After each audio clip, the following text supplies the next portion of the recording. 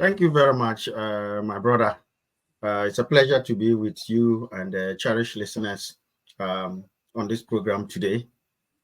In very simple terms, the 24-hour economy, I think for most of us in the diaspora, we don't need an explanation on what it is because we have lived it.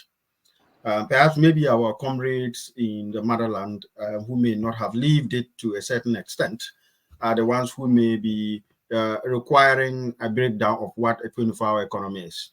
But in very simple terms, a 24-hour economy, it's basically, if you like, a practice where we allow key elements of the economy which can, not everything can, key elements of the economy which can, to operate around the 24-hour cycle.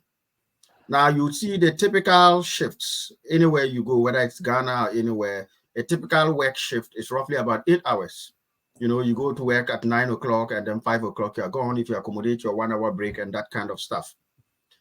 In a 24-hour cycle, you don't just go 9 to 5. You organize at least 3 shifts because in 24 hours there are 3 lots of 8s. So 3 shifts of 8 where for industries that allow, where it makes business sense, they are incentivized to carry on production on a shift basis 24 hours. And so, for example, in our part of the world here, whether it's a factory, whether it's a warehouse, you would have situations where some people come in at 6 a.m. and close at 2 p.m. thereabouts. Another shift comes in around 2 p.m.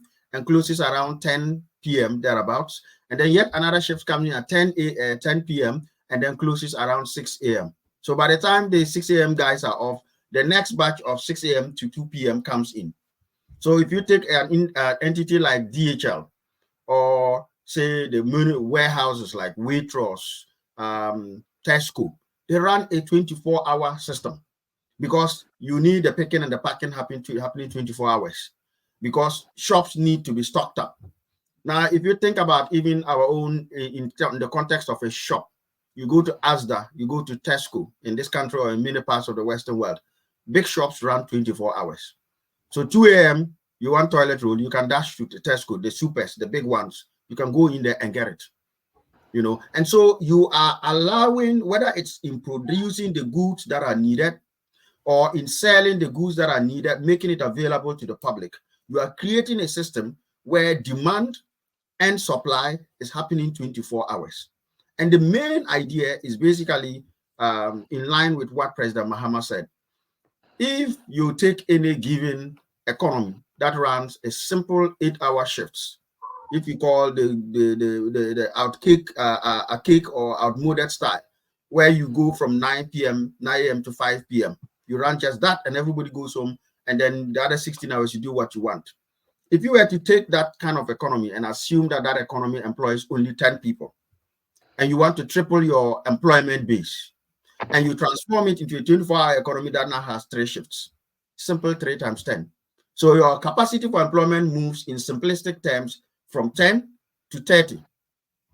And all you've simply done is using the same asset base that is there. If you are a production person and you have one machine, it starts at 9 a.m. and shuts down at 5 p.m. Then you have paid for that machine. If you took a loan to pay for it, you paid for that machine, but you're only getting 8 hours out of it. If you suddenly run 3 shifts, shift A comes in 9 to 5. When they leave, the next shift comes in. You know, I mean, say 6 to 2 p.m. The next shift comes in, runs the same machine, not a different machine, 2 to 10. The next shift comes in, runs the same machine from 10 to 6. You have now tripled the efficiency of the machine. So instead of getting, if you were producing candles and you are getting only 10 candles from it a day, because that's the capacity you can produce for every 8 hours, now you're going to get 30 candles. So you can see that you are now sweating the asset more. You are utilizing the asset more. And therefore, your profits will go up. You know, which means you're able to employ more people. Productivity in the economy goes up. Ability, the asset that we use, all the national asset, if that is the only machine that we had in the nation, we're now using it 3 times instead of once. And by God, if you own a car for 10 years and you only drive it 1 hour each of those 10 years, just multiply it. You've only used it for 10 years in 10 times in 10 years, or 10 hours in 10 years. If you multiply that by 3 and you're using it 3 hours every year, now you are in the same car, but now you're driving it 30 times in 10 years.